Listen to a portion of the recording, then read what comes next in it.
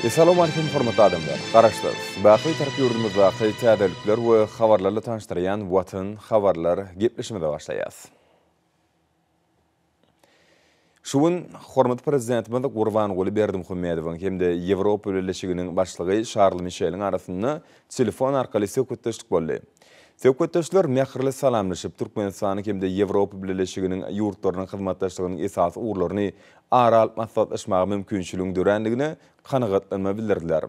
Melelezerme telefon arkaly söhbetdeşlik geçirmek başlangyjy üçin Jenap Charles Michel'e minnetdar bildirdi. Bu söhbetdeşlik iki tarapdan we halkara gün tertibiniň meselleri boýunça pikir alşmagy oňat mümkinçilik döredýär. Hormatly prezidentimiz Gurbanguly Berdimuhammedow Türkmenistanyň Ýewropa Birleşigi bilen hyzmatdaşlyk hasam giňeltmek ugry denýäniň tasdiklap. Bugun biziň öňümizde hyzmatdaşlyk gatnaşyklaryny giňeltmek wezipetiniň durýanlygyny bellädi. Bu gatnaşyklaryň meseleleri köp türlü bolup, olar özara gyzyklanma döredýär. Şol meselelerin hataryny Merkezi Aziýa tewitinde hemde onuň bilen çäkleşýän zowluklarda parahatçylyk we howpsuzlygy saklamak, durnukly ötüş maksatlaryny ýerine ýetirmek, energetik howpsuzlygy ulug, ekologiýa, suw serişlerini peýdalanmak meseleleri bar. Milli liderimiz bu ugurlar boýunça strategik maksatlaryň we bäkwitleriň gabat gelýändigini kanagatlanma bilen nykdap, şolar peýdalanmagyň möhümdigini bellädi. Söhbetdeşligiň dowamyny Ýewropa bilen iki tarapdan gatnaşyklaryň kerek edýän hyzmatdaşlyk gurallarynyň şäklerini, hususan Ýewropa Birleşigi Türkmenistan bilelikdäki komissiyanyň parlamentary dialogunyň, adam hukuklary boýunça dialoguň, daşary siýasat idaralarynyň arasyndaky konsultasiw duşuklaryň şäklerini, hemde hyzmatdaşlygyň aýry-aýry meseleleri boýunça netijeli ösdürilýändigi aýratyn bellenildi. Hormatly prezidentimiz Gurbanguly Berdimuhammedow Merkezi Aziýa, Ýewropa Birleşigi görnüşindäki sevtar gatnaşyklaryň bu ugurda nysgalyk bolup, Ýewropa Birleşiginiň hemde Merkezi Aziýa ýurtlarynyň siýasaty we howpsuzlyk babatda meseleler boýunça ýokary derejeli dialogyň şäklerini ýetgiderli geçirilýän duşuklaryň netijeligini nykdy. Olar sevtiň durnukly ötüşi bilen bagly meseleler boýunça pikir alşmagy mümkinçilik berýär. Ýewropa Birleşiginiň başlygyny Türkmenistanyň we Ýewropa Birleşiginiň arasyndaky ynanşmak esasyna guralýan netijeli gatnaşyklar bardy durup geçdi. Milli liderimiz Jenap Charles Michel'iň Owganystandaky ýagdaýy berýän bahasy, şerde Ýewropa tarapynyň bu ýurt bilen köp taraply gatnaşyklar babatda garaýşy bilen tanışanlygyny bellädi. Şunun bilen maglykda döwlet başlarymady esasy ýolgalaryň üçüsi bardy durup geçdi. Häzirki döwürde goňşy ýurtda wakalaryň ötüşi bilen maglykda Türkmenistanyň garaýşy şol ýolgalary esaslanýar. Birinciden, biziň siýasy nukdaýy nazardan Owganystandaky ýagdaýy diňe parahatçylyk, siýasy diplomatik serişler we usullar arkaly kadalaşdyrmak ugruna çykyş edýär, hormatly prezidentimiz Gurbanguly Berdimuhammedow sözüni dowam etdi. Oňşkemde bir tarap döwlet hökümini Türkmenistan Owganystany parahatçylygyň tiz ýoly goýulmagy üçin degişli gatnaşyklar we şertleriň döredilmegine ýardym etmäge taýýardyr. Ikinciden, ykdysady nukdaýy nazardan iri düzümleýin tasdymlary, hususan Türkmenistan, Owganystan, Pakistan, Hindistan gaz geçiristiniň Türkmenistan, Owganystan, Pakistan ugru boýunça elektrik geçiriji we optik süýümli argatnaşyk ulgamlarynyň şerde Owganystany Türkmenistan bilen birleşdirýän demir ýollaryň tasdymlaryny amala aşyrmak bilen bagly meseleleri hasam ilerletmeň möhümdigini belleýär, hormatly prezidentimiz Gurbanguly Berdimuhammedow aýtdy. Üçüncüden, parahatçylygy ýoly goýmak boýunça häzirki işlere ýardym etmek üçin Owganystana ýetgiderli insanperwer kömegini bermek meselesi. Şunun bilen maglykda biziň ýurdumyzyň dogonluk Owgan halkyna göskün insanperwer kömegini ýetgiderli berýändigi bellenildi. Türkmenistanyň serişçileriniň hasabyna mektepleriň, hassahanaryň, meçitleriň gurulmagy, insanperwer ýükleriň ýetgiderli uradylmagy Owganystan üçin uly golly bolup durýar. Türkmen tarapy ýokarda görkezlen çemeleşmeleri esaslanmak bilen häzirki Owgan ýagdaýynyň başlanyň wagtyndan öz garaýşyny resmi taýdan beýan etdi diýip milli liderimiz nykdy. Hususan Türkmenistan Owganystanyň içerki siýasy durnuklugyna we howpsuzlygyna, dogonluk Owgan halkynyň abadançylygyna hemişe uly gyzyklanma bildirip, dostlyk hemde hoşniýetli goňşuluk gölgelerini esaslanmak bilen iki ýurdun halklarynyň taryhy we medeni sivilizasiýa ýakynlygynyň uralyp gelýär diýip döwlet başlarymyz aýtdy. Biz Owganystandaky ýagdaýyň tiz wagtda kadalaşma ugruna çykyş edýäs diýip, hormatly prezidentimiz Gurbanguly Berdimuhammedow döwlet guruluşynyň özara kabul ederlikli görnüşleriniň tapylmagy netijesinde hemde goňşy Owganystanyň ýaşaýan ähli etniki toporlaryň giňden gatnaşmagyny, bu ýurtda hukuk giňişligini, täze milli edarlaryň kemaly geljekdigini anan bildirdi. Owganistan'ın hoş niyetli goňuşdy hemde Birleşen Milletler Guramasy tarapyndan hemişelik bitaraplyk derejesi ikrar edilen döwlet hökmüne Türkmenistan Birleşen Milletler Guramasynyň tertipnamasynyň ýolgularyny we kadrlaryny laýyklykdy. Halkara bileleşigi bilen bilelikde ýurtdy parahatçylygy, raýat ulalaşygyny we durnuklugy gazanmakdy. Owganistanyň ykdysady, durmuş we insanperwer taýdan ösmegini Owgan halkyna hemme tarapdan ýardym etmäge gönüktirilen işini dowam etmäge taýýardyr diýip milli liderimiz bellädi. Şunun bilen maňlykda Owganistanyň hemme tarapdan ýardym etmek işini Birleşen Milletler Guramasynyň, Ýewropa Howpsuzlyk we Hyzmatdaşlyk Guramasynyň hemde Ýewropa Birleşiginiň tagalarlarynyň iş ýeňleşdirilmeginiň maksadylaýyk boljakdygy bellenildi. Hormat Prezidentimiz Gurbanguly Berdimuhammedow Owganistany bolup geçýän häzirki ýagdaýda Türkmenistanyň amal aşyrýan işler barada durup geçmek bilen ýurdumyzyň türkmen Owgan ykdysady gatnaşyklaryny hemde Owgan halkyna zerur insanperwer gollugyny bermek boýunça anyk çäler görýänligini ünsçekdi. Hususan Türkmenistan hereket edýän şertnamalar laýyklykdy. Goňşy döwlete elektrik energiýasini iýermegini dowam edýär. Ma'lum bolýaly, türkmen elektrik energiýasi Owganistana bir näçe uğurlar boýunça iýerilýär. Munyň özü Owganistanyň demirgazyk welaýetlerini, ýurdun gunwatar we demirgazyk gunwatar sewitlerini elektrik togy bilen öpçün etmäge mümkinçilik berýär. Şunyň bilen maňlykda türkmen Owgan serkedini gödөгçilik geçiriş nokotlarynyň bökdünçi işlemek üçin edilýär.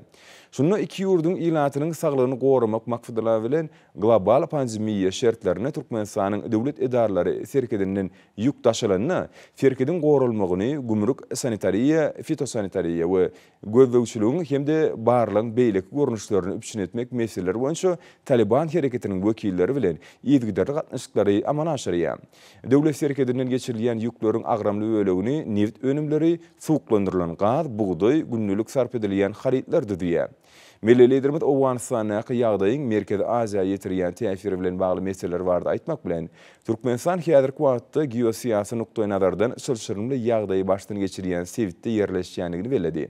Şunun bilen birlikde bitaraplyk derejesi biziň ýurdumyzda garaşsyzlyk ýyllaryna sewitde durnukda siýasy gatnaşyklar üçin şertleriň dördülmegini, önemli siýasy diplomatik gatnaşyklarynyň ýoly goýulmagyna mümkinçilik döretdi.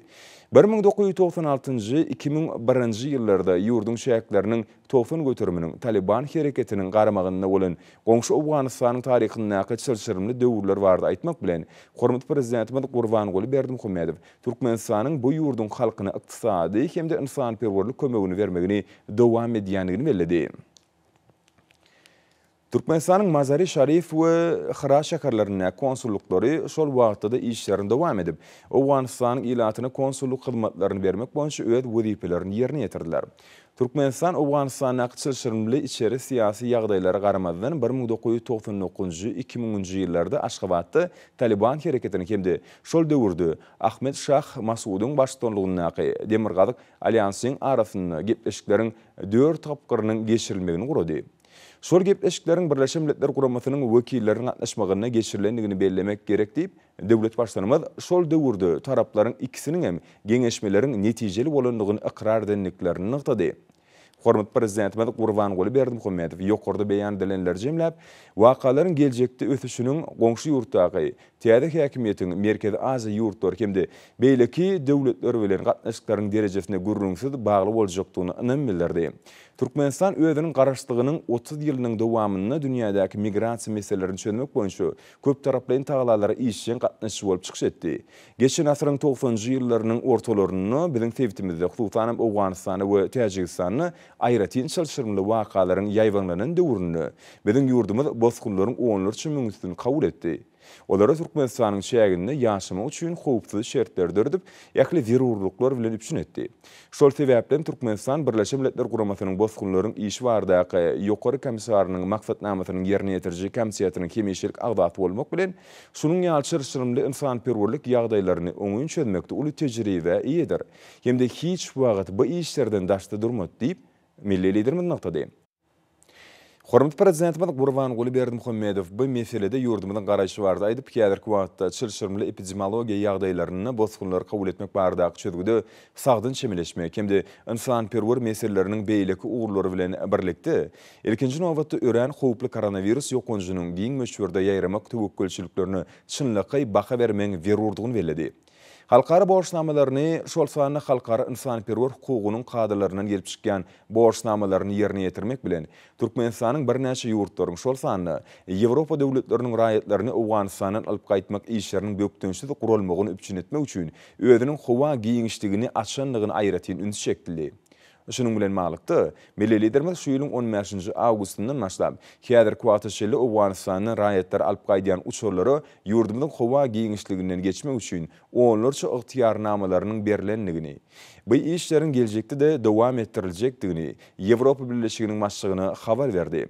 Öz nowbatyny jenap Charles Michel Türkmenistanyň başlygynyň ählimumy howpsuzlygyň, durnuklugyň üpçün edilmegine hemde Merkezi Aziýada durnukly ötüş üçin şertleriň döredilmegine gönükdirilen halkara başlangyçlarynyň möhümdigini hemde öz wagtyny öňe sürlendigini aýdyp, Ýewropa Birleşiginiň hormatly prezidenti Gurbanguly Berdimuhammedowyň oňyň daşary syýasy ugrny hemde dörejilikli başlangyçlaryny gollaýandygyny bellädi.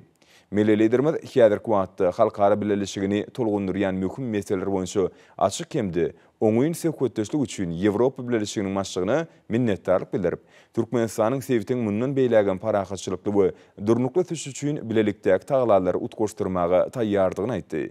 Jenap Charles Michel, hormatly prezident Gurbanguly Berdimuhammedowy Türkmenistanyň garaşlygynyň ýetip gelýän 30 ýyllygy bilen tüýsürekden utlap, Türkmen halkyna we onuň liderine iň gowy arzuwlaryny beýan etdi.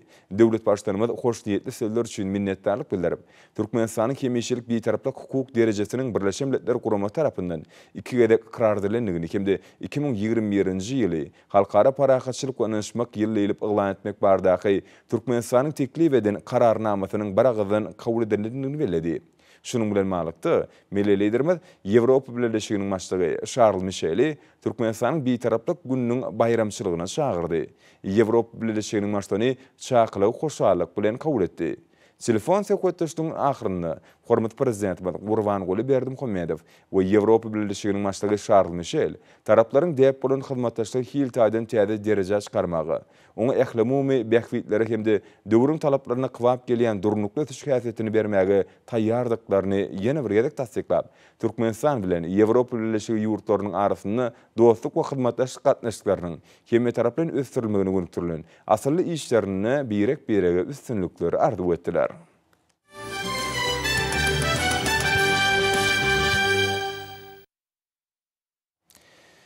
Garaşsyz baky tarap Türkmenistan döwletimizde hormatly prezidentimiň parasat ýol başçylygyna alınıp barylýan işler berkarar döwletimiziň bagtýarlyk döwrüne münasip ýollar bilen üstünlükler başlanýar. Munyň şeýledigini hepden dowamynda wakalarym tutuş aýdynlygy bilen tasdiklaýar.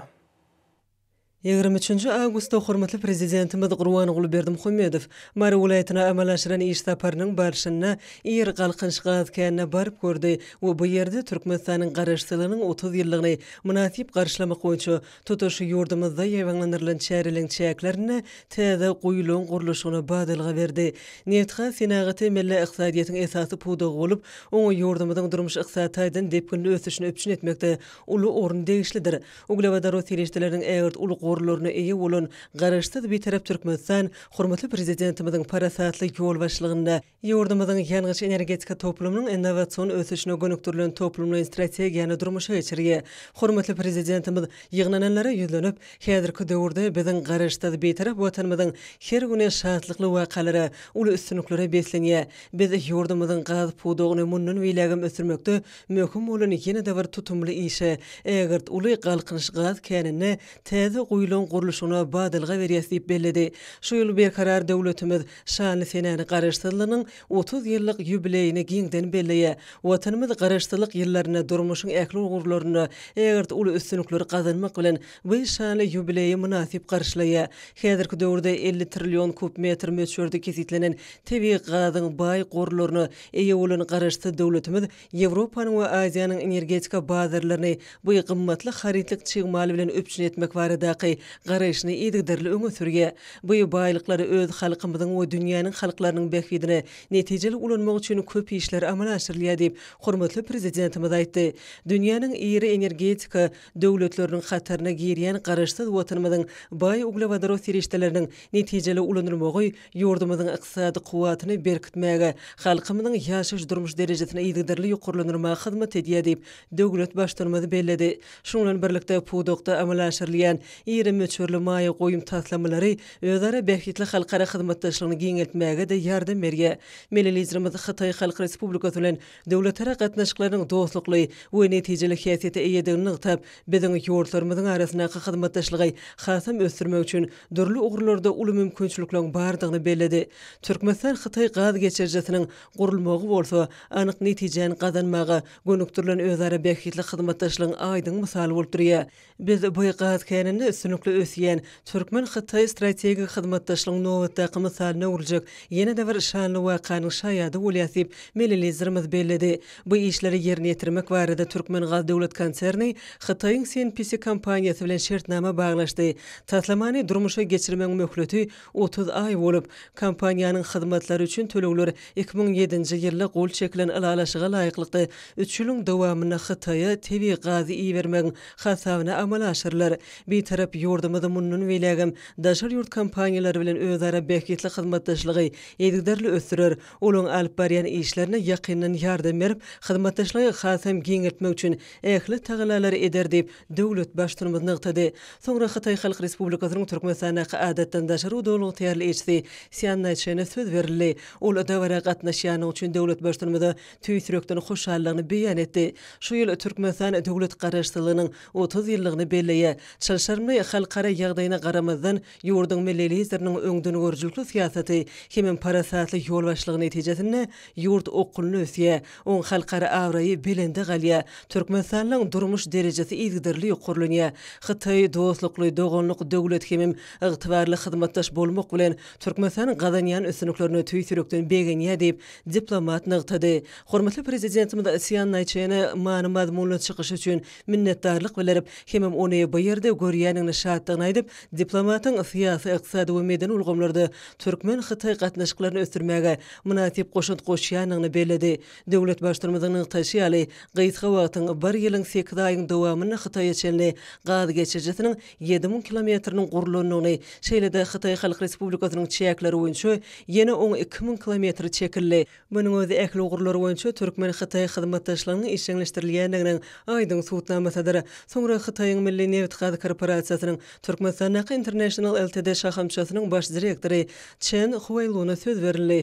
Ol dawarda CNPC wekilçilik etmek öz üçin uly hormatlygyny ýygyp, melelizrimize kompaniýanyň adynan Hytaý Halk Respublikasy bilen energetika ulgamyna hyzmatdaşlyk etmäge elmydama üns berýändigi, şeýle-de Hytaýly hyzmatdaşlygyň Türkmenistanaky işlerine golluk hem ýardam edýäni üçin tüýsürekden hoşallyk bildirdi. Belenşäli häzirki dawaral şäherä hormatly prezidentimiziň hut özüniň gatnaşmagy Hytaý we Türkmen hünärmenlerine berilýän ähli taraplaryň gollugyň şöhlenmesi boldy. Bu waka iki tarap bilen energetika hyzmatdaşlygynda täze tapgyry aňladýar.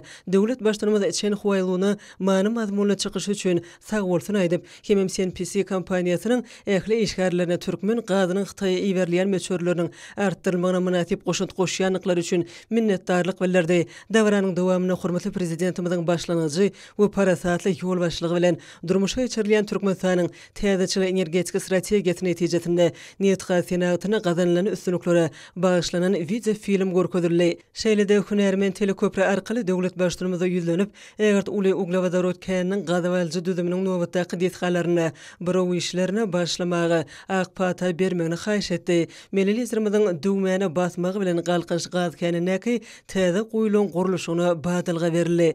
Bu möhüm pudukda giň möçörli taslamlar öňe sürmek we olary amal aşyrmak arkaly ýurdumyz sew taryh hem halkara hyzmatdaşlygyny işleňleşdirmegine häzirki döwrüň ýagdaýyna we talaplaryny kybap gelýän energia howpsuzlygynyň bütöwi benýadynyň döredilmegine özüniň munasip goşandyny goşýar. Birleşen Milletler Guramasynyň baş assambleýasy tarapyndan kabul edilen degişli kararnamalar millilizrimiziň bu gurdaky netijeli başlanýyşlarynyň hem teklipleriniň wajypdygyny tasdiklaýar. Şuňa bilen baglanykda galkynç gaz käniniň Senaga taýdan özleşdirmegine möhüm ähmiýet berilýär. Oň açylmagy Türkmenistanyň dünýäniň energetika döwlet hökümindäki derejesini berkitdi we daşary ýurtly hyzmatdaşlar bilen netijeli gatnaşyklary giňeltmek üçin täze mümkinçilikler açdy. gatnaşdy. Soňra hormatly prezidentimiz hemmeleri bilen mähirli hoşlaşyp bu ýerden ugrady.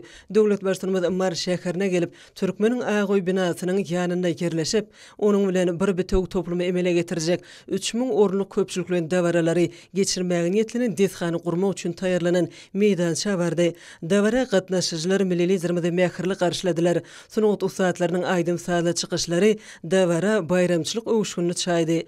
Körpe nesilleri döwlet başlygymyzdan täze guruluşyga ak pata bermegini we ýürüýte gutuda ýerleşdiriljek ýadygarlyk ýadga galdyrmagy haýyş etdiler. Köpçüliklen dawaralar geçirmäge niýetlenen binada häzirki zaman ugurdaş enjamlarynyň oturdulmagy bilen ähli zerur şertleri öpçünediler. Binanyň ýanaşyk ýerleri gownajaý derejede awdanlaşdyrylar. Asylly däwe görä bu ýere ýygnanan el çarpışmalary bilen millilizm täze dethanyň binýadyny tutup guruluşyga ak pata berdi. Hormatly prezidentimiz çağlar bilen gurrundaş bolup uluň okuwlary bilen gyzyklandy. Körpeler jogap kökmüni arkadagy prezidentimiz ýaş nesil baradaky hemme tarapyny aladasy üçin hoşallyk bildirdiler. Mary welaýatynyň häkimliginiň buýurmasy esasyna bu dethanyň taslamasy taýýarlanlar we gurulur. Soňra döwlet başlygymyz Türkmeniň Agoý binasyna geldi. Bu ýerde döwlet başlygymyz Türkmeniň Agoý binasyna täze awtobusyň açaryny gowşurdy.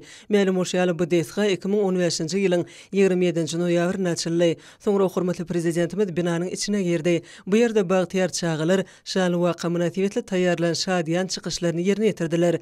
Binanyň özboşly bedeginde milli ýürelgüleri bilen häzirki zamanyň binagarlyk we bede ulgumyna ýeten derejesi özboşly utgaşýa. Oň içki we daşky bedeg aýratynlyklary halkymyzyň awadançylygynyň myhman töýerliginiň nyşany bolan Türkmeniň Agoýyna mahsus ýürelgüleri bilen utgaşýa. Şeýlede Agoýyň binagarlyk aýratynlygy halkymyzyň özboşly baý taryhy medeni mirasyny özüne jemleýär. Soňra millilizmimiz dawaralar geçirmek üçin niýetlenen zaly bardy. Bu ýerde şanly waka münasibetli dawaraly konsert boldy. Konsertiň maksatnamasyny köp öwüşünli milli sunugatymyz on gadymdan gelýän dörejilik däpleri hemem häzirki zaman ýürelgüleri özü beýany tapdy. Dörejilik toparlary özleriniň aýdym saz, tans hemem folklor sunugatyny öz usatlyklaryny we zehinlerini görkezdiler. Konsert maksatnamasyna Türkmenistanyň prezidentiniň ahaltyky atçylyk toplumynyň galkynç milli atüsünäki oýunlar topornyň çykyşam girdi. Ýurdumyzda tomoşaçylygyň uly söýgüsine münasip bolan bu topor oň çäkleriniň daşyna da meşhurlyga eýedir. Özüniň ajaýyp çykyşlaryna atüsünäki oýunyň inçe sunugatyny görkezip, haýran galarja akrobatik maşklary ýerine ýetirmek bilen galkynç topory halkymyzyň bu ýytonjy hemem baky gymmatlygy bolan ahaltyky bedewleriň gaýtalanmajak gözelliginiň dünýädäki awrenyň artmagyna münasip goşunt goşýa. UNESCO-nyň adamzadyň maddi däl meden mirasynyň sanawyna goşulan gadymy türkmen kuş depdi tansy döwürlüň meýzemet baglanyşynyň hemem nesilleň dowamatylygynyň nyşany urly. Konsertde gatnaşylan ähli tarapyndan ýerine ýetirilen hemem türkmen halkynyň täze taryhy ýamda ägert uly özgörtmeleň ruhlandyrjysy bolan öz millilizminiň daşyna jewsligini bütün aýdymlygy bilen görkezden uzak ýaşa arkadagy aýdymy dawaranyň özboşly jemlenmesi bolup ýanglandy. Şeýlede binada milli amal haşam sunugatynyň hemem çeper dörejiliginiň dürli görnüşleri halk senetkarçylygynyň özboşlygy barada geňeşleri maglumat almagy mümkinçilik berýän sergi ýaýwanlandyrly. Hormatly prezidentimiz dünýä medeniýetine münasip goşun türkmen halkynyň köpürli dörejilikli zehiniň aýdyň nyşanyna urlan giňmeçörli sergini senledi. Millilizmde dawara gatnaşçylary bilen mähirli hoşlaşyp Türkmeniň Agoý binasyndan çykdy we bu ýerden ugrady. Döwlet başlygymyz ýolugry Mar şäheriniň saglyk goruş we anyklaýyş merkeziniň ýanyna saklandy. Bu ýerde millilizmimiz Gurbanoğlu Berdimuhammed fadynaky howunarlygy metäç çağalara himayet bermek üçin haýır sahawat gatnasyndan Mar welaýatynyň etraplarynyň hemem şäherläriniň hastahanalarynyň çağalary bölümleri üçin ýetlenen tez kömek awtoluglarynyň onsunu bermek barada karara gelendigini aýtdy. Hormatly prezidentimiz ähli zerur enjamlary bilen öpçünedilen ýürüýte awtoluglaryň açarlaryny goşuryp halkymyzyň aýratynym körpe nesillerimiziň saglygyny gorumak bilen baglanyşykly meseleleň munduny bilegim döwletimiziň hemişe öňsü merkezine saklanjakdygyny bellidi. Saglyk goruş ulgamynyň ähli işgärläriniň adyndan ýaş nesilleri we ýurdumyzyň lukmançylyk edaralarynyň maddi enjamlaryny binýadyny edigleri dögürwaplaşdyrmak ugruna edýän aladasy üçin millilizmde tüýsürekden hoşallyk sözler aýdyldy. Döwlet başlygymyz lukmanlara alyp barýan jogapkärli hemem asylly işlerine üstünlikleri arzu edip bu ýerden ugrady. Hormatly prezidentimiz binanyň dawaralary zalyna şanly waka münasibetli berilen toý sadakasyna gatnaşdy. Bayramçylyk sadakasy dutarçy bagşylan sadanylaryň we aýdymçylyň çykyşlary bilen utgaşdy. Döwlet başlygymyz Mary welaýatyna gurulan çäreleň uly ähmiýetini bellidi. Millilizmimiziň aýdyşy ýaly sakawatly türkmen toprağyna bayramçylyk dawaralary dowam edýär. Döwlet başlygymyz taryhda öçmejek ýyzgallaran gadymy Marusha Hudjahanyň beýik ýüpek ýolunyň ören möhüm çatyrygyna yerleşendigini aýtdy. Hormatly prezidentimiziň belleşigi ýaly häzirki döwürde sunugat işgärleri dünýä medeniýetiniň ösüşine uly goşun türkmen halkynyň dörejlik ýörelgelerini münasip dowam edýärler. Ýurdumyzyň syýasy ugurunyň esasyny ata-babalarymyzyň parasatly insanperwer ýörelgeleri şol sany ýaşy nesliň wekillerine hormat goýmak däpleri düzýär diýip döwlet başlygy sözüni dowam etdi. Hormatly prezidentimiz däwrler münasibetli gurulan konsertde sunugat ustadlarynyň çykyşlaryny ýokary baha berdi. Konserde hormatly ýaşullar we kümüş saçly enelerim tomuş etdiler. Döwlet başlygy bu ýerde konsertde çykyş eden Türkmenistanyň halk artisti, Türkmenistanyň hormatly ýyly ýaşulsy Qaqaýly Çarewiň bardygyny aýdyp, onuň ýaşlaryň arasyna garlar gerek diýen aýdymy ýerine ýetirmek haýyş etdi. Melelizlerimiziň haýyşy uly joşun we ilham bilen ýerine ýetirildi. Toý sadakasy tamamlanandan soňra hormatly prezidentimiz ýygnananlar bilen hoşlaşyp bu ýerden ugrady. Mar şäheriniň halkara howa menzilinden hormatly prezidentimiziň uçury paýtagtymyza tarap ugraldy. Asalymdan melelizlerimiziň uçury Aşgabatda geldi. 24 awgustda hormatly prezidentimiz Gurban Gulberdimuhammedow Birleşen Milletler Guramasynyň Türkmenistana täze bellenen hemişelik utgoşdurjysy Dmitri Şlapachenkoň kabul etdi. Diplomat döwlet başlygyny ananç hatyny gowşuryp, rowaçlyk we paragatçylyk dörejlik ýoly bilen önemli barýany hemişelik betarap Türkmenistan bilen netijeli hyzmatdaşlyk munyny beýlegim berkidiljekdigini anam bilen Birleşen Milletler Guramasynyň baş sekretary Antonio Guterres'iň mähirli salamy ýetirdi. Melelizlerimiz elçini Türkmenistanyny işe başlamagy bilen utlap, ýeri halkara guramasynyň ýolbaşçylaryny iň oňat ardyglaryny aýtdy. Bu gurama bilen köp ýyllyk hyzmatdaşlyk hemişe oňun häsiýeti eýdir. Duşuň dowamyny anaşmak hem özara hormat goýmak ýörelgelerini ýola goýulan netijeli gatnaşyklary hasam ösürmek babatdaky işleň şuňky ýagdaýyny esasy ugurlaryny we geljegine degişli giňerimli meseleler boýunça gyzyklanma bildirilýän pikir alşmalar boldy. Söhbetçiler Merkezi Aziýa sebitinde öňde barjy orny ýeleýän Türkmenistanyň durnukly ösüş maksatlaryny millileşdiren ilkinji ýurtlaryň biri bolup, bu maksatlary milli meýilnamalary hem maksatnamalary girdmeň üstüne bilelikde işler geçirýändigini kanatlanma bilen nykdylar. 25 awgustda hormatly prezidentimiz Gurban Gulberdimuhammedow diýarymyzyň mukaddes garaşdyrylynyň 30 ýyllygynyň öňsüresinde Ahal welaýatyna iş taparnamaly aşyryp, täze dokmy toplumynyň açyş dawratyna gatnaşdy. Ahal welaýatynyň Qaqaýtrawyna eksport maksatly önümleri öndürmek meçhurlaryny artdyrmak boýunça dokmy toplumynyň öňüne goýulan wezipelere laýyk gelýän häzirki zaman önümçilik toplumy guruldy. Berkarar döwletimiziň bagtyarlyk döwrüne kemale gelen dokma pudugy iler tutulýan milli behgitleri hem dünýä ykdysady giňişligindäki umumy integrirlenmek meýillerini göz tutmak bilen milli ykdysadyetimiziň depinli ösüşiniň aýdyň misallar. Hormatly prezidentimiz ýygnananlara ýüzlenip, biz ykdysadyetimiziň möhüm puduklarynyň biri bolan dokma senaty pudugyny ýene de bir täze destganyň Qaqaýtrawyna ýyllyk önümçilik kuwaty 5000 tonna inçe söýümli paýtany gaýtadan işleýän dokma toplumynyň açyş dawratyna gatnaşmak üçin bu ýere ýygnanlyk diýip bellädi. Berkarar döwletimiziň bagtyarlyk döwrüne biz dokma senaty pudugyny ösdürmek uly üns berýäs. Ýurdumyzyň durly sebitlerini, häzirki döwrüň ösün talaplaryna laýyk gelýän kemil enjamlary bilen öpçünedilen dokma kärhanalaryny ýygdarly gurup ulanmaga berýäs. Häzirki döwürde bu pudugyň garamagyny 60-dan gowrak kärhana bolup, olarda 24 000-den gowrak adam zähmet çekýär. Ýokary kirli ekologiýa taýdan arasy giň görnüşli dokma önümlerimiz bugün dünýäniň onlarça döwletlerine eksport edilýär. Biz ýurdumyzyň garaşdyrylynyň şanly 30 ýyllyk bayramyny uly zähmet üstünlikleri bilen däwrli garşalýas. Bu bayram münasibetli ýurdumyzyň durly künjeklerini köp sanly ýerme çörli we durmuş maksatly binalary hem desgalary däwrli açyp ulanmaga berýäsip, hormatly prezidentimiz belledi. Täze işe girilýän Qaqa dokma toplumym ýeri önümçilik kärhanasy bolup, oň umumy bahasy 147 milyon 850 000 Amerikan dollaryna barabardyr. Bu toplumyň önümçilik kuwaty ýylly 3650 tonna ýokary kirli ýüplükleri, 12 milyon inedördül metr durly görüşli matalar hem 1 milyon 200 000 sany taýýar tikin önümlerini öndürmäge ukyplydyr. Bu ýeri toplumyň işe girilmegi bilen 1300 adam zähmet çeker. Döwlet başlygyny dawra gatnaşylan şowkuny el çarpışmalary bilen milli dokma senatynyň ötmegine möhüm orny gelecek täze toplumyň toý bagyny kesdi. Şeýlelikde pudugyň täze kärhanasy açyldy. Döwlet başlygymyzyň kararyna laýyklykda täze senat toplumynyň düzümine ýüplük, dokma, boýok, tükençilik fabriklary ýerge bu çözgüt milli iqtisadiyetimiziň pudoklary köp uğurly esasy ösürmegi, Sowetlerin senagy taýdan ösüçini we bary bilen çeňmali çuňur gaýtadan işlemeň nazarlayan strategiýasyny üstünlikli durmuşa geçirmeň ýoluny möhüm ädime uruly. Hormatly prezidentimiz Gurbanuly Berdimuhammedow ýürüti ulugdy toplumyň ýüplük fabrikine tarap ugrady. Bu ýerde ilmiň iň soňky gazananlary we dokma önümçiligini täzeçil tehnologiýalar ulanyp, ekologiýa taýdan arasy önümleri öndürilýär. Iqtisady taýdan bähwide bolan enjamlaryň ulanmagy bäsleşle ukyply önümleri öndürmäge niýetlenen kuwatlyklarynyň esasy şertidir. Hormatly prezidentimiz önümçilik ulgamynyň tehnologiýasy we oň aýratynlyklary bölümde ornaşdyrylan enjamlaryň ähmiýeti hemem ýerine ýetirgen işleri bilen gyzyklandy. Toplumda täzeçil tehnologiýa esasyna işleýän innowasion enjamlar oturdurly. Şolaryň kömegi arkaly süýmeliň ýüplükliň häsiýetli aýratynlyklary kesitlenilýär. Bu ýerde öndürilýän önümler halkara ölçülerine dowla gelýär. Bu bolsa matanyň berkligini, olaň ekologiýa taýdan araslygyny üpçün edýär.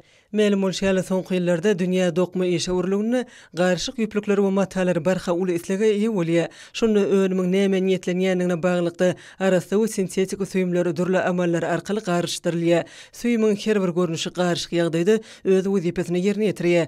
Pagta öz aýratynlyklaryna laýyklykda ysy döwürde salkynlyk bermäge ukyplydyr. Poliester serişdesi önümlüň berikligini hemem olaň ýygyrdatmazlygyny öpçün edýär. Hemem taýýar önümlüň durly owuşgunly hemem ýeter reňkli bolmak üçin peýdalanylýar. Şeýle ýüplükden taýýarlanylýan batanyň berikligi ýygyrdatmaýanlygy oň has owudan daşky görnüşi möhüm hil häsiýetnamalary bolup durýar. Ýokary hil derejeli dokma önümlüň önümçiliginiň ýoly goýulmagy ýurdumyzyň dokma senatynyň tekençilik pudogynyň ösüşine içerki bazaryň öz ýurdumyzda öndürilýän nepis hemem ýokary hilli taýýar dokma önümleri bilen öpçün edilmegine kuwatly terge berer. Olar import haritlarynyň ýerini tutar. Bu bolsa öz nowatyny eksport mümkinçiliklerini artdyrmaga giň ýol açar.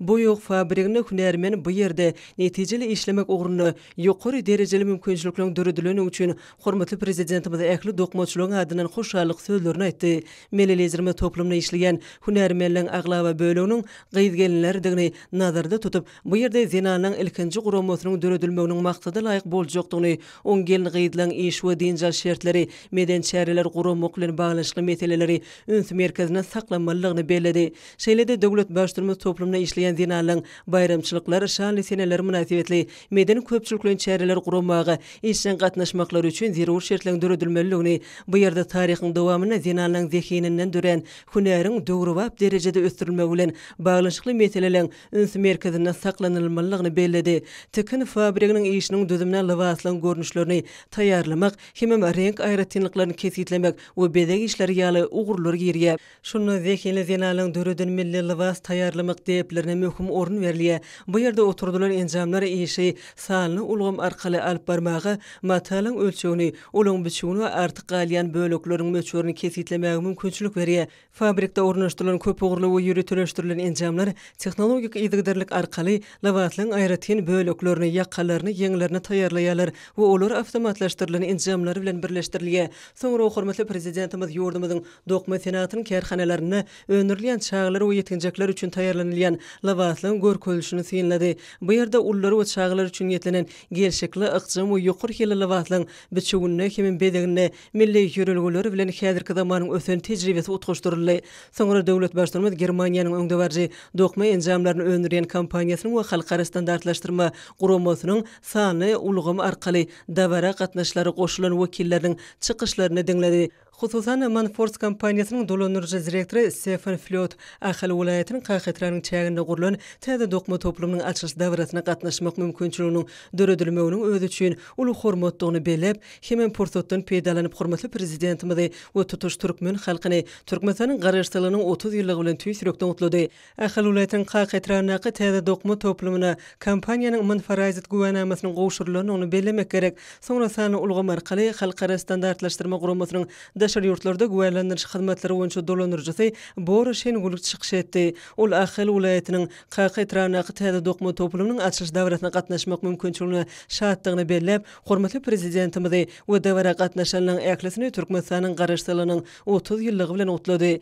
Kompaniýanyň wekili Qahytraňyň gurulan täze dokma toplumyny ISO 9001 we ISA 8000 güwenamary gowşurmagyň özü üçin uly mertebedigini aýtdy. Hemem toplumyň işlerini üstünlikleri arzu etdi. Şeýlede täze dokma toplumyny önümçilik ulgamynyň ähli tapgarlaryna ziýanly hemiki serişleriň ýoklugyny we oň howpsuzlygyny tasdiklaýan OEK standart güwännamasy goşurly. Munyň özü önümliň hiliniň goşmaçy görkezije eýedigini ikrar edýär. Soňra hormatly prezidentimiz bu ýerde ýaňlanýan sergi bilen tanışdy. Ony täze dokma toplumyny öndürilen ekologiýa taýdan arasy ýüplüklerden taýýarlanan dürli görnüşli taýýar önümler, çağlar we ullar hemim denanlar üçin ýetlenen egneşiklen köp görnüşleri görkezilýär. Munyň özü ýurdumyzyň dokma senatynyň melelezirimiziň tagyllaty bilen ösüşiň täze derejesine çykýanynyň aýdyň beýanyna urildi. Ýurdumyzyň dokma senaty ministrligine degişli kärhanalaryň önümçilik guwatlyklary, olarda ornaşdyrylan enjamlar we işiň täzeçil usullary milli dokma önümçiligiň bäsleşli ukyplygyny ýokurlandyrýar. Türkmenistany öndürli diýen nişan bilen çykýan haritlaryň dünýä bazarlaryna ýeleýän ornuny putulandyrýar. Şanly waka münasibetli hormatly prezidentimize haly sowgat berildi. Soňra melelezirimiz hormatly mehmanlaryň kitabyny ýadygarlyk ýazgy ýazdy. Şeýlede täze dokma toplumyny 10 sany täze awtobusyň, ýeňil awtologlaryň we 2 sany ýük awtologlarynyň açarlaryny goşurdy. Hormatly prezidentimiz pudugy ösdürmek, ýokary öndürjilikli zähmet çekmek, şeýlede dokmaçylygyň amatly ýaşaýyşy hemim diňjalmak babatyny şertleri döretmek ugruny edýän taýsy tagylar üçin çuňur hoşallyk bildirdi. Melelezirimiz dawara gatnaşyklary bilen hoşlaşyp pudugyň eşgärlerini täze deskanyň açylmagy bilen ýene-de birgede gutlady. Hemim olara berk jansalyk işlerini üstünlükleri arzu etdi. Hemim dokma pudugynyň hünärmenleriniň ýurdumyzyň ykdysady kuwatyny we eksport mümkinçiliklerini artdyrmagy öňjöýli goşunt goşjokdyklaryny ynam bildirdi. Soňra hormatly prezidentimiz dokma toplumynyň çäginden çykyp Ahyl welaýatynyň saglyk ulgamynyň eşgärleriniň ýanyna geldi. Bu ýerde döwlet başlarymyz ýaş nesil oň saglygy barada aladanyň Türkmenistanyň döwlet siýasatynyň eler tutulýan ugrudygyny bellep, Gurbanuly Berdimuhammedow adynaky howannarlygy meýtäç çağlary himayet bermek boýunça haýır sahabat gaznasyndan welaýatyň şäher we etrap gassahanalarynyn çağlary bölümleri üçin täze tiz kömek awtologlaryny bölüp berýänligi baradaky çözgüdi barada aýtdy. Melelezirimiz ýygnanalan el çarpışmalar arasynda täze döwrüp ýürüýte awtologlaryň açarlaryny goşurdy. Döwlet başlarymyz ýurdumyzda hereket edýän saglyk döwlet maksatnamasynyň esasy wezipesiniň keselliň öňüne almakdan, olary anyklamakdan ibaratdygyny bellep ýürütüleşdirilen tiz kömek awtologlarynyň bu işde lukmanyň ýakyn ýardamçylaryny öwürjekdigini ana bildirdi. Saglyk uruş ulgamynyň ähli işgärleriniň adyndan hormatly prezidentimize ýaş nesil barada aladasy hem ýurdumyzyň lukmançylygynyň maddi enjamlaryny binýadyny ýedigderli döwrüplaşdyrýany üçin tüýsürekden hoşallyk sözleri beýan edildi. Soňra döwlet başlarymyz ýygnananlar bilen hoşlaşyp bu ýerden ugrady. 25 awgustda hormatly prezidentimiz Gurbanuly Berdimuhammedow ministrler kabinetiniň geňişleri mejlisine geçirdi. Oň dowamyny Türkmenistanyň keselliň ýaýramyna garşy görüşýän adatdan daşary topurynyň alyp barýan işleriniň netijelerini we bogrda öňde durýan elkenji derejeli wezipelere garaldy. Döwlet başlarymyz ministrler kabinetiniň mejlisiň gün tertibine eglan edip, häzirki döwürde ýurdumyzda bogrda alyp barylan işleň netijelerini ýokurlandyrmak bilen baglanşykly meseleler öňsü çekdi. Mejlisiň dowamyna göz pasynyň gelmegi bilen ýokunç keselliň ýaýramagynyň öňüne almak boýunça ugurdaş düzümler bilen bilelikde durmuşa geçirilýän çäreler baradaky hasabatlar dinlenildi. Hormatly prezidentimiz mejlisiň barşyny käbir ýol başlary wezipeden boşatmak we wezipe bellemek hakynaky bir näçe resminama gol çekdi. Gelin ýazyp işte goýran düýpli kemçilikler üçin ministrler kabinetiniň başlygynyň ornatary wezipesinden boşadyldy. Bu wezipe toýlyp belenildi. Ol şol bir wagtda Türkmenistanyň Ilimler Akademiýasynyň ýol başçysy wezipesini ýerine ýetirer. İşte goýran düýpli kemçilikler üçin Gurbanow bilim ministri wezipesinden boşadyldy. Bilim ministri wezipesine Ataýewa belenildi. Döwlet başlarymyzyň gol çeken resminamasyna laýyklykda Gylyjew işte goýran düýpli kemçilikler üçin saglyk uruş we dermat senaty ministriniň ornatary döwlet arasaçylyk we keselliň ýaýramyna garşy görüşmek gullugynyň başlygy wezipesinden boşadyldy. Bu wezipe Mehmedow belenilip, ol ýokunç keselleri merkezleri müdiriýetiniň baş müdiri wezipesinden boşadyldy. Rejepow saglyk uruş we dermat senaty ministriniň ýokunç keselleri merkezleri müdiriýetiniň baş müdiri wezipesine belenildi. Hormatly prezidentimiz işte goýberen düýpli kemçilikler üçin Türkmenistanyň döwlet migrasiýa gullugynyň başlygy Öwezowy ýeýleýän wezipesinden boşadyp bu wezipe Atagaraýew belledi. Melelezirimiz ministrler kabinetiniň geňişli mejlisinde dowam edip, häzirki döwürde ministrlikler we pudukly dolanyş edaralary bilen bilelikde ýurdumyzda ýokunç getirilen aralaşmanyň öňüni almak boýunça maksatnama bilen işlen alınıp barlyanyny belledi. Şundan baglanykda köpçüliklerine habar berişdirişleriniň üstü bilen hemem maşgaly lukmanlar tarapyndan sadyn durmuş ýörelgelerini, öňüne şäherleriniň we lukman maslahatlarynyň dogry we dürüst ýerine ýetirilmegini düşündirmek boýunça zeruri işler ýerine ýetirilmeliler. Hormatly prezidentimiz koronavirus ýokunçynyň ýaýramagy bilen bagly ýagdaýlaryň täsirine garşy mundan beýlegim alınıp barylmaly ilkinji nowatda işler bilen bagly meseleler barada aýtdy. Häzirki döwürde ýurdumyzda köpçüliklerin çäherlerini geçirmegini çeklendirmek babatda teklipler taýýarlamak meselelerini öňe çekip melelizirimiz bu ugurda ministrlikler we puduklaryň dolanýyş edaralarının bilelikde we toplumlaryny işlemeginiň möhümdigini belledi. Şeýlede melelizirimiz ilata edilýän uluw hyzmatlaryny kemilleşdirmek meseleleriniň möhümdigi barada aýtdy. Hormatly prezidentimiz güýz hemem gyş batyrlarynda howanyň tebigy şertleriniň üýtgemegi bilen bagly demalş ýollary ýeti soğuklama has şart duçar bolýar. Şonuň üçin köpçüliklerin soğuklamanyň ýaýramynyň öňüni almak üçin edara kärhanelerde ýaşaýyş jaýlaryny belenen ýylylyk derejesine saklamak üçin ýyladyş ulugumlarynyň öznüksüz we kadaly işlemegini öpçün etmek boýunça meýilnamalaryň işlen alyp barylmalygyny nykdy. Ministrler kabinetiniň Gençler Mejlisine döwlet turmuşyna degişli başga bir näçe meselelere garaldy we olar boýunça degişli çözükler kabul edildi. 26 awgustda hormatly prezidentimiz Gurbanuly Berdimuhammedow Türkmenistana gelen Pakistan Islam Respublikasynyň Daşary işler ministri Şah Mahmud Kureş kabul etdi. Duşy ministrler kabinetiniň başlygynyň ornbasary Serdar Berdimuhammedow gatnaşdy.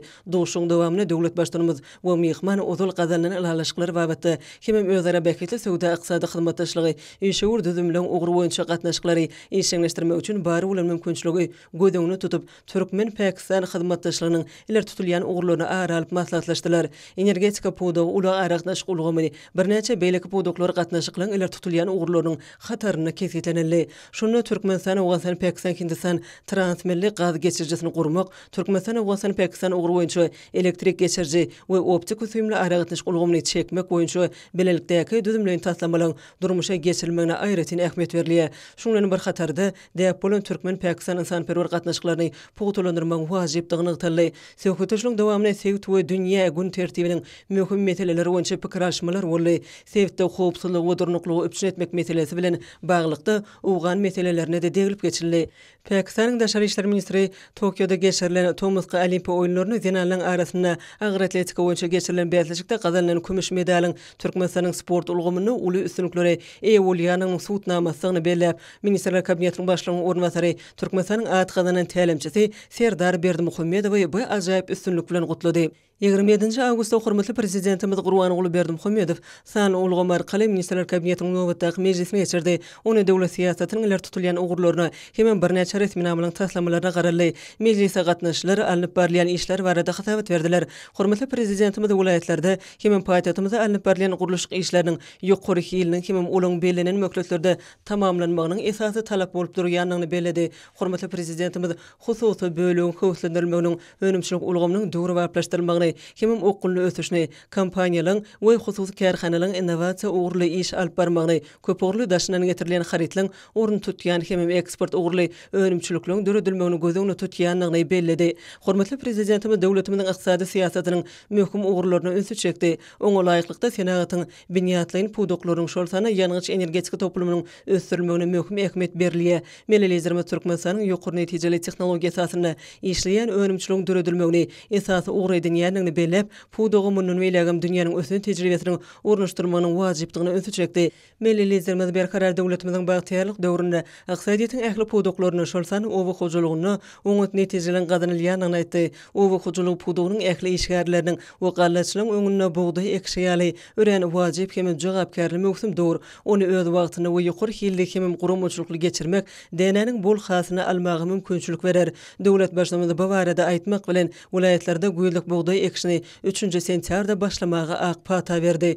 Döwlet başlygymyz bayramçylyk çärelerine taýýarlyk işleriniň wajypdygyny öňe çekdi we Türkmen Ýapon hyzmatdaşlarynyň meýwesi bolan elektrik bekadrynyň açyş dawrasyny ýokary derejede gurumçylykly geçirmek barada degişli ýol başlary anyk görkezmeler berdi. Hormatly prezidentimiz ýurdumyzyň ulug ýollarynyň we Aşgabatyň köçeleriniň ulanýy ýagdaýyny edikderli gowlandyrmagyny zerurdygyny öňe çekip, ýurdumyzyň asfalt kärhanalarynın önümçilik mümkinçiliklerini herekete girdirmegi, olary dowly güýjüni işletmegi we ýol gurulşygyny degişli tehnikalary awatlamak wajypdygyny aýtdy. Şundan baglanykda degişli düzümi döretmek babatda teklipleri tezden tez taýýarlamak tapşyrylyp bildirildi.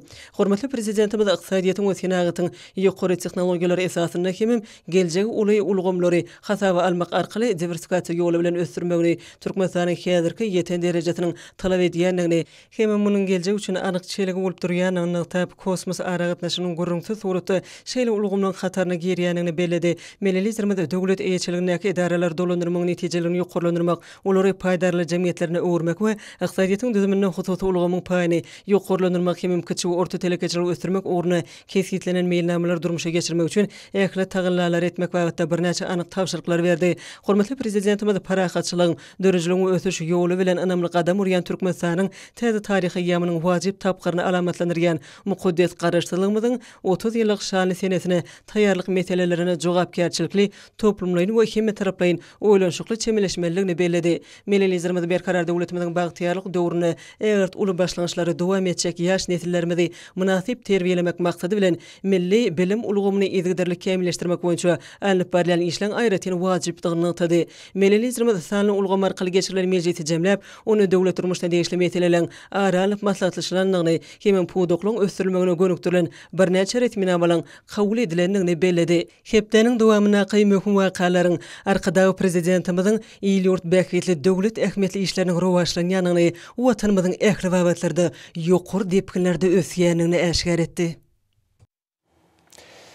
Beýik ösüşleri rowşan geljegini adarlayan edil watanymyzda gahrman arkadamyzyň dördüp berýän giň mümkinçilikler esasynda halkymyzyň milli medeni mirasyny, däp desturlaryny, el hünärlerini öwrenmäge giň ýol açyly. Häzirki wagtda Mar welaýatyny da halkymyzyň günlük durmuşyna ulanýan milli gymmatlyklarymy açyp görkezmek we geljek nesillerimize miras galdyrmak ornuny asylly işler durmuşa ornaşdyrylýar. Zenanlaryň çeperellerinden ýürek joşunyň dören milli el işleri, ajaýyp nagyşlanan ýakalar gül tahyýalary, milli gymmatlyklarymyz, şöhratly taryhymyzy öçmejek ýyzgallaryp, biziň şu günlerimizde çelle sarpalanyp gelenler. Asyrlaryň kämillik synagynyň geçen türkmen durmuşynyň aýrylmaz hemrasy bolan, günlük durmuşymyzda giňden peýdalanylýan gurumy çökleri, ajaýyp nagyşlanan ýakalary, tahyýalary, türkmen gelin gyzlary, uly usatlyk bilen ýerine ýetirip gelýärler. Häzirki wagtda sünnälemek kemi galmadyk bu milli el işleri taýýarlamakda Mar welaýatynyň Sakarçay etrawynyň zähmet söýür, bagtyýar zenanlary, ahlas zähmet çekip öz münasip goşuntlaryny goşýarlar. Keşti çekmek, gaýmak aýamak, aly jörmek ýaly el işlerini usatlyk bilen ýerine ýetirip, ösüp gelýän ýaş nesilleri öwretmekde ene mamalarymyzdan galan ýol ýörelgileri keltmekde asylly işler durmuşa geçirýärler. Ene mamalarymyz özleriniň zekin döredijiliginden, ukyp başarnyklarynyň döreden el işleri bilen özüni we öýüni bir kemsiz bezäpdirler. Eli hünärli, zekin döredijilikde zenanlar bu arzyly hünäri howes bilen ýerine ýetirip, el işlerini döwrüwap biçip dikmekde, täze nusgalary halka ýetirmekde tutunýarly işler durmuşa geçirýärler. Bugunky güne sarpasy belentden tutulýan bagtyar zenanlar halkymyzyň baý geçmiş taryhyny öçmejek ýyzgallaran, milli gymmatlyklarymyzy hemme tarapdan öwrenip, dünýä ýüzüne dawarlandyrmakda. Döwlet ähmiýetli işler durmuşa ornaşdyrýan gahrman arkadamyzy alkyş hemem hoşalyk sözlerini aýdýarlar. Pederlerimizden nesilleri miras galan mukaddes ýergeler, şuňur mana ýoğrulan däp desturlar, senetkerçilik önümleri, inçelik we nepitlik bilen ýerine ýetirilýän el işleri bu nesillerimiz üçin görülemekde bolup durýar. Häzirki wagtda ýurdumyzyň dürli künjeginde bolşýar Lewap welaýatyna da milli mirasymyzy şöklendirýän önümleri öňürmek işleri üstünlikli dowam ettirilýär. Hormatly prezidentimiziň köklerini gadymiyetiň çuňluklaryndan alqaýdýan merdana türkmen halkynyň şöhratly taryhyny, milli mirasyny öwrenmek, gorap saklamak, şeýle-de geljek nesillere ýetirmek baradaky taşyrlyklary, garaşda da baky tarap watanymyzyň ähli ýerine bolşýaly, Lewap welaýatyna da giňden durmuşa geçirilýär. Halkymyzyň mukaddeslik saýýan, asyrly hemem döwletli durmuşyny özüne jemleýän döwrüwap öýlerimiziň, gapylardyr penjereleriniň, öý hojalygyny ulanylýan durly zähmet gurullarynyň, aşgany üçin durly enjamlaryň agaç ustasynyň hasardyly zähmet netijesinde gözel we göze geleglik keşfi emele getirmegi bu uğurda ösen derejesiniň beýanydyr. Ýurdumyzyň Lewap welaýatynyň Farad, Çärjow, Saýat, Halaç we Kerke traplaryny Türkmenawa şäherine telekeçilik bilen meşgullanyp, ağız ustalarynyň sanynyň artmagy, şoň bilen birlikde olaryň usatlyk bilen ýasaýan gapylardyr penjereleriniň, derwezeleriniň, öý hojalygy we aşganylar üçin zerur bolan durly enjamlarynyň ila tarasyna uly islegden peýdalanmagy aýratyn bellärlikdir. Ağaç ustalarının ila tarafına ulu avraya ey olan bu hünäriniň iňçe sirlerini, hormatly prezidentimizin wesiýet edişi ýaly, halipa şagirtlik ýoly bilen nesillere öwretmek işinem, giňden ýoly goýmaklary bu täsin synowatyň barha giň germe eýe bolýandygyny görkezýär. Arkada prezidentimizin başda durmagyny binägerlik keşfi barha gözelleşýän şäherlerimiziň feýilgählerine, jemgyýetçilik ýerlerine, raýatlarymyzyň öz maşgalalary, deň duşlary bilen dinç almaklary, özara söhbetdeş bolmaklary üçin agaç ustalarynyň hünärli gollarynyň sünnälenip çykan, öz gözelligi bilen kalplarda ýakymly duýgulary oýarýan, saýawan şekilli eýwanjyklaryň ähmiýeti uludur. Welaýatyň senetkarlary milli mirasymyza goýan belen sarpasy, telekeçilik ulgamynyň ösmegi üçin döredip berýän giň şertler üçin hormatly prezidentimiziň adyna alkyş hemem hoşallyk sözlerini aýdýarlar. Hormatly eleşler, häzir orta gepleşigimizde kepden dowamyny garaşylýan howa barada ýurdumyzyň gidrometeorologiýa barada gullyk tarapyndan taýýarlanan maglumaty siziň dikkatiňize ýetirýäs. Salam elek ezidi eleşler, hormatly eleşler. Bilşiňiz ýaly türkmenleriň milli ýyly senenamasynyň ýallarak dogry dowam edýär.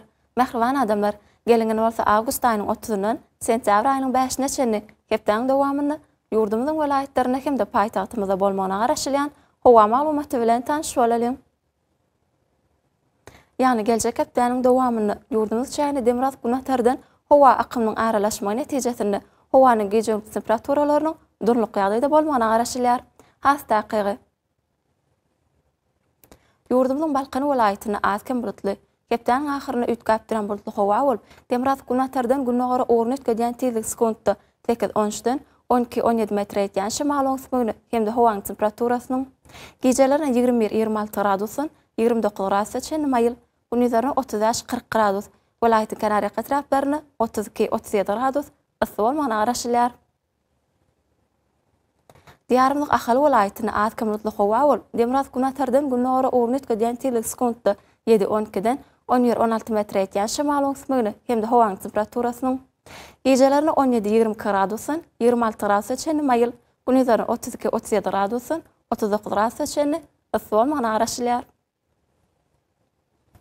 Ýurdumyzyň Mary welaýatyna az bulutly howa bolup, Demiraz günnägerden tezlik sekundda 6-10 10-15 metr ýetýän şymal oňsmygyny hemde howanyň temperaturasynyň gecelerine 15-20 gradusyň 24 gradusga çenli maýyl, gündüzlerine 31-36 gradus maýlan 39 gradusga çenli ysy bolmagyna garaşylýar. Diýarymyň Ýap welaýatyna az bulutly howa bolup, Demiraz günnägerden tezlik sekundda 7-12-den 10-15 metr ýetýän şymal oňsmygyny hemde howanyň temperaturasynyň gecelerine 15-20 gradusyň 23 gradusga çenli maýyl, gündüzlerine 31-36 gradus maýlan 39 gradusga çenli ysy bolmagyna garaşylýar. Ýurdumyzyň Daşoz welaýatyna az kem bulutly, hepdeniň başyna üýtgäp duran bulutly howa bolup, Demiraz günnägerden tezlik sekundda 6-10-den 9-14 metr ýetýän şymal oňsmygyny hemde howanyň temperaturasynyň gecelerine 15-20 gradusyň 23 gradusga çenli maýyl, gündüzlerine 30-35 gradus maýlan 38 gradusga çenli ysy bolmagyna garaşylýar. Paýtagtymyz Aşgabatda az bulutly howa bolup, Demiraz Gunatardan günnägara orun ötgeýän tezlik sekundda 7-10-dan 10-13 metr ýetýän şymal oňsmygyny hemde howanyň temperaturasynyň gecelerine 21-23 gradusyň 26 gradusga çenli maýyl, gündüzlerine 34-36 gradus maýlan 39 gradusga çenli ysy bolmagyna garaşylýar. Hormatly eleşler, ýurdumyzda awgust aýynyň 30-nda magnit hadisasynyň gowşak ýagdaýda saklanmagyna garaşylýar. Mähriban adamlar, siz awgust aýynyň 30-ndan sentýabr aýynyň 5-ne çenli kepden dowamyny ýurdumyzyň welaýatlaryna hemde paýtagtymyzda bolmagyna garaşylýan howa maglumaty bilen tanyş bolýaňyz. Ezidi watandaşlar, häzirki wagtda Thomas Passalyň dowam edýän günlerini howanyň gyzmagy netijesinde günüň ýetişýäklasynyň adamlaryň saglygyna ýetirýän yaramaz täsiri güýçlenýär. Günüň täsiri aýratynam sagat 11-den 17-çe güýçli bolýar. Hemem günüň gyzgyn howry sagat 20-çe dowam edýär. Şeýle hem howanyň düzümindäki tozan bölejikleriniň kadadan 8 götürüm artmagy bilen howa şartlarynyň adam bedenine ýetirýän täsiri artýar. Şunuň bilen baglykda howanyň oňaýsız täsirleriniň öňüne almak üçin agyz borun örtüklerini ulanmagy hemem Thomas Passalyň günüň ýetişýäklasynyň goranmagy maslahat berýär. Mähriban eleşler, bulary berk berjaý etseňiz, öz saglygyňyzy gorap bilersiňiz. Mehriman adamlar, şunun bilen watan habarlar gepleşimizi jemleýäs. Bir karar döwletimiň batýarlyk döwründe ata watanymy Türkmenistan ähli babatlarda tüşüretdenýär. Ähli tüşüňe dönne bolsa halkyň behbidi bar. Çünki biziň ýurdumyzda döwlet adam şundur. Hoş sağ olun,